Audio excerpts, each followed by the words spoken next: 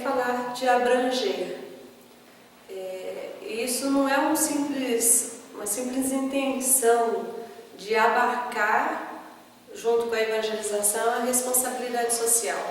Esse foi um esforço proposto por Lausanne, pelo Congresso de Lausanne em 1974, que a evangelização não deveria se ocupar somente da proclamação oral do Evangelho, mas deveria caminhar junto com a responsabilidade social da Igreja. Só que hoje temos consciência, até mesmo pelo avanço das discussões da missão integral, que não basta pensarmos em evangelização e responsabilidade social, mas que a missão da Igreja abarca muito mais do que isso, porque a realidade é muito maior do que isso. Só que quando vamos buscar abranger mais, e percebemos que isso é um modo de olhar diferente, é uma forma diferente de olhar para a realidade, exige isso de nós, olhar do ponto de vista da integralidade. Não é o que vamos fazer, mas é a maneira como nós olhamos e concebemos as coisas, e a nós mesmos, e a fé em Deus e a missão da Igreja. Quando vamos fazer isso, nos deparamos com o desafio de algo que não é simples de lidar, algo que é complexo, é no mínimo complexo, porque é todo relacionado, como eu disse, acerca das comunidades que vamos trabalhar, virão várias necessidades, várias demandas conforme as nossas ações missionárias. Pensamos em lidar com uma pessoa, aquela pessoa tem família, aquela pessoa tem história. Muitas vezes tem que fazer como Paulo fez com Onésimo, e não só evangelizar, não só cuidar, mas recuperar a história dessa pessoa e ajudar essa pessoa a resolver a sua própria história, voltar e resolver as coisas antigas mesmo, para poder voltar para casa, para poder voltar aos antigos relacionamentos, para não precisar mais se esquivar das pessoas, das situações, dos problemas, ajudá-la a encarar os seus próprios problemas. Isso seria caminhar mais uma milha com ela, mas faz parte da complexidade de integrar. É como na natureza, nós temos hoje a ciência da biologia e nela a ecologia, que nos ajuda muito a ter essa noção de complexidade, de como as coisas não são simples, como é que nós dependemos da natureza, a natureza depende dos nossos cuidados, o quanto nós precisamos dela para nos alimentar, para sobreviver. Estamos vivendo hoje um problema ambiental muito sério, ameaça à vida, e começamos a descobrir que não podemos construir casas muito próximas da orla, que a um tempo ou outro essas casas vão ficar ameaçadas por conta do avanço das águas e do mar, que parece estar pedindo de volta seu território. Não podemos matar um animal aqui sem que isso cause, de certa forma, um transtorno ambiental. Hoje em dia, na agricultura, as pessoas já começam a ter consciência que não pode simplesmente jogar agrotóxicos numa lavoura e matar os insetos daquela região, matando também os insetos daquela região, matando plantas daquela região, sem que isso aumente a população de outros animais ou de outras plantas, ou de ervas daninhas, ou de outras pragas. Ou seja, temos bastante consciência de que vivemos numa forma de cadeia, de teia, né, em que as coisas se entrelaçam, se interrelacionam. E assim é também na vida da igreja.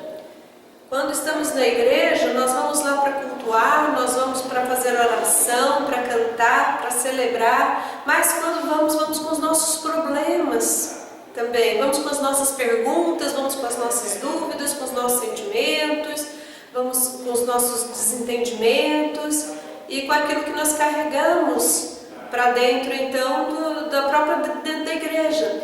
E o pastor, o líder, aquele que está pregando, que está pastoreando, que está aconselhando, tem que ter essa consciência também, de que não basta ir lá no púlpito pregar e falar à multidão que não é simples resolver as situações somente a partir disso, mas que é necessário o aconselhamento, é necessário o acolhimento, a capacitação do líder e promover várias ações para se atender da forma mais ampla possível à comunidade, a fim de promover a cura, de promover o entendimento, de promover a comunhão, promover o crescimento orgânico.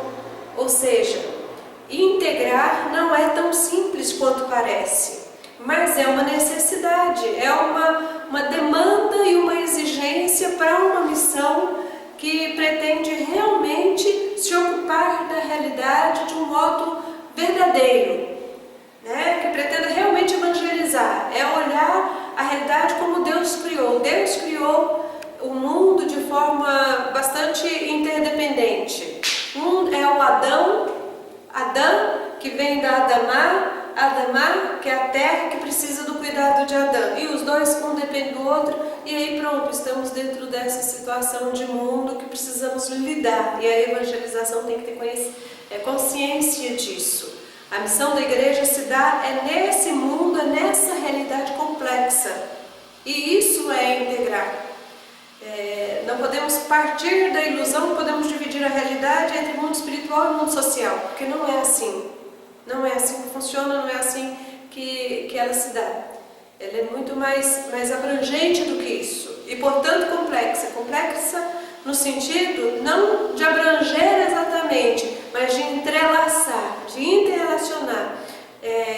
Não há como falar com uma pessoa, tratar com uma pessoa e não ter consciência de que aquilo que eu estou fazendo, meu relacionamento com ela, envolve uma série de outras coisas importantes na vida dela. Foi essa a intuição do pessoal da Missão Integral. A ideia não era que com isso então iríamos agora abranger tudo de forma plena, completa. Isso é impossível. Como dizemos sempre, isso é uma utopia nossa.